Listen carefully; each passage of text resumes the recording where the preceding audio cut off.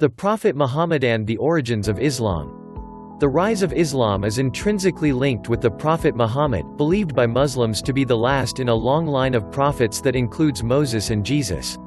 Because Muhammad was the chosen recipient and messenger of the Word of God through the divine revelations, Muslims from all walks of life strive to follow his example.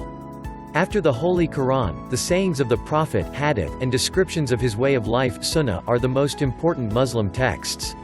Early life. Muhammad was born into the most powerful tribe in Mecca, the Quraysh, around 570 AD. The power of the Quraysh derived from their role as successful merchants.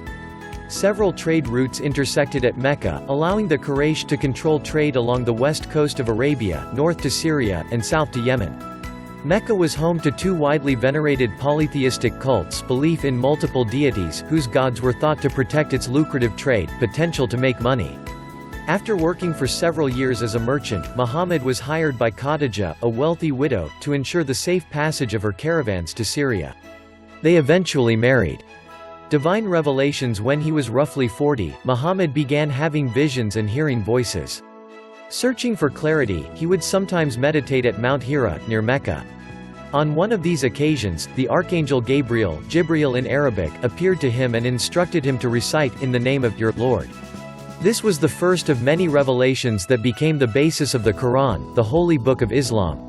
These early revelations pointed to the existence of a single God, contradicting the polytheistic beliefs of the pre-Islamic Arabian Peninsula. Initially overwhelmed by the significance of what was being revealed to him, Muhammad found unflinching support in his wife and slowly began to attract followers. His strong monotheistic message angered many of the Meccan merchants. They were afraid that trade, which they believed was protected by the pagan gods, would suffer. From that point forward, Muhammad was excluded from a society or group in Mecca. For a time, the influence and status of his wife and his uncle, Abu Talib, the chief of the clan, protected Muhammad from race or political or religious beliefs. After they died, however, Muhammad's situation in Mecca became extremely serious. The Hijra Emigration became the only hope for Muhammad and his followers' survival. In 622, they headed to Medina, another oasis town, where they were promised freedom to practice their religion. The move from Mecca to Medina is known as the Hijra, the flight, and marks year 1 of the Islamic, or Hijri, calendar. Spreading the message of Islam in Medina, Muhammad continued to receive divine revelations and built an ever-expanding community around the new faith. The conflict with the Quraysh continued, but after several years of violent clashes, Mecca surrendered. Muhammad and his followers soon returned and took over the city, destroying all its pagan idols and spreading their belief in one God. The night journey and ascension of the Prophet. Accounts of the ascension, Miraj, of Muhammad have captured the imaginations of writers and painters for centuries. One night, while the Prophet was sleeping, the Archangel Gabriel came and led him on a journey. Mounted on the heavenly steed Burak, Muhammad traveled from the Kaaba in Mecca to the farthest mosque, which Muslims believe to be the Al-Aqsa Mosque in Jerusalem. There he prayed with other prophets such as Moses, Abraham, and Jesus, and ascended to the skies, where he was led by Gabriel through paradise and hell, and finally came face to face with God.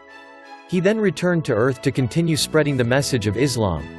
According to Islamic belief, Muhammad was the only person to see heaven and hell while still alive. After the Prophet's death, emergence of Shi'i and Sunni sects of Islam. When Muhammad died in 632, he had not named a successor.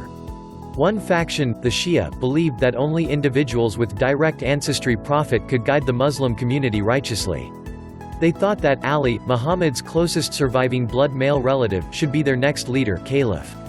The other faction, the Sunnis, believed that the Prophet's successor should be determined by a general agreement, and successively elected 3 of his most trusted companions, commonly referred to as the rightly guided caliphs, Abu Bakr, Umar, and Uthman, as leaders of the Muslim community. Ali succeeded them as the 4th caliph.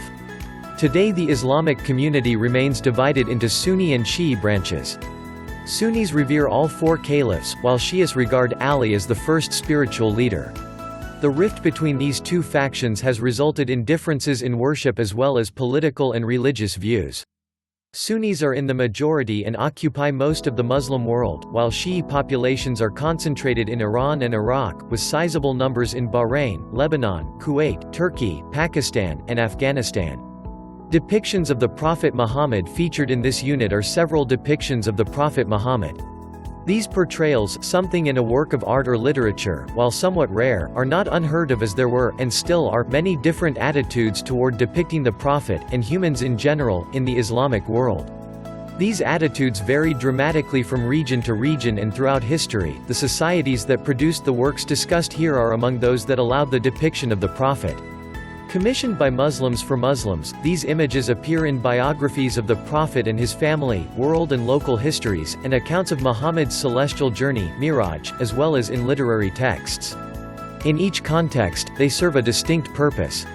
They illustrate a narrative in biographies and histories, while in literary texts they serve as visual analogues to written praises of the Prophet. An image of the Prophet Muhammad at the beginning of a book endows the volume with the highest form of blessing and sanctity. Thus, illustration of him was a common practice, particularly in the eastern regions of the Islamic world. Thank you. Share this content as much as you can.